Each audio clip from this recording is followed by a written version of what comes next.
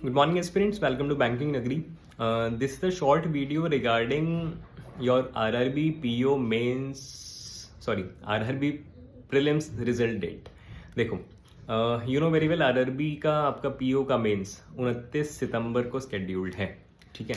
अब जो पुराना ट्रेंड चलता आ रहा है ना, करीब 14 से 15 दिन पहले आपको प्री का रिजल्ट देखने को मिलता है. ठीक है.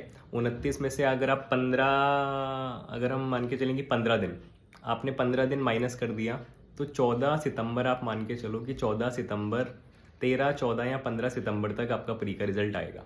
उसके बाद 15 दिन का टाइम बचेगा मेंस के लिए.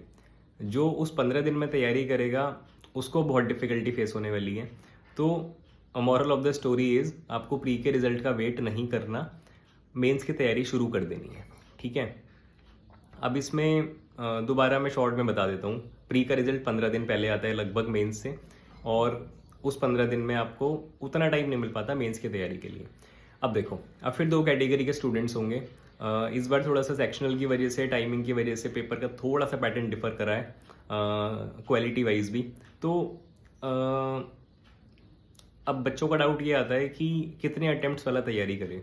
देखो, मैं एक तो कभी किसी को डीमोटिवेट नहीं करता, क्योंकि आपको नहीं पता कि आपकी शिफ्ट कैसी थी. हो सकता है बहुत इजी हो सकता है बहुत डिफिकल्ट हो.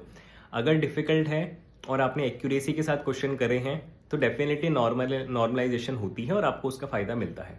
ठीक है. तो मैं कोई बेंचमार्क नहीं लगाऊंगा कि 40 से ज़्यादा वालों को करनी चाहिए या 70 से ज़्यादा वालों को करनी चाहिए. मैं कहता हूँ आप सबको करनी चाहिए, क्योंकि फर्स्ट थिंग इज़ आपकी तैयारी कभी वेस्ट नहीं जाती. अगर मान के चलो आपका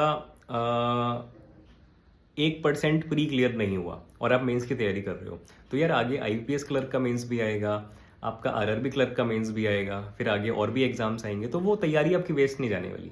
तो फर्स्ट थिंग इज तैयारी आपको सबको करनी है. अब दूसरी चीज़ ये आती है कि तैयारी शुरू कब से करनी है. देखो, एक तो अभी IPS क्लर्क आपका है. फर्स्टली तो 10 तारीख को है ना, IPS क्लर्क बोल रहा हूँ, सॉरी, RRB क्लर्क. अभी 10 तारीख को आपका RRB क्लर्क है, और उसके बाद आपका 17-18 तारीख में RRB क्लर्क का प्रीलिम्स है.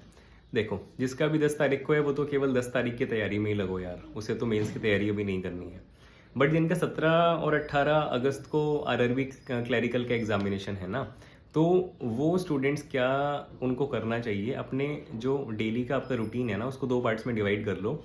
60% ऑफ द टाइम मेंस को देना स्टार्ट कर दो, 40% ऑफ द टाइम आप प्रीलिम्स को देना स्टार्ट कर दो.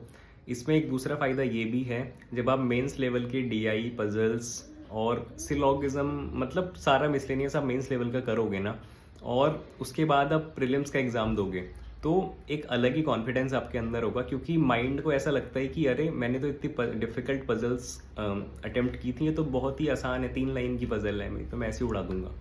तो ये सबके साथ होता है. ठीक है. मेंस की तैयारी करोगे, डेफिनेटली उसमें इनबिल्ट है आपकी प्रीलिम्स की तैयारी, मतलब ऑटोमेटिकली हो जानी है. ठीक है. तो ये हो गया. बाकी इसमें मैं डिटेल्ड वीडियो एक बनाऊंगा बाद में कि कैसे करनी है मेंस की और प्रीलिम्स के साथ में, क्या आपका डेली का रूटीन रहना चाहिए, क्या टाइम टेबल रहना चाहिए, कौन से सब्जेक्ट को प्रेफरेंस ज़्यादा देना है, अर्ली मॉर्निंग लेट इवनिंग कौन सा सब्जेक्ट पढ़ना है, ये बहुत मैटर करता है, और आफ्टरनून में कौन सा करना है. मैं डिटेल्ड बताऊँगा इस पर आपको. ठीक है. अभी के लिए इतना ही.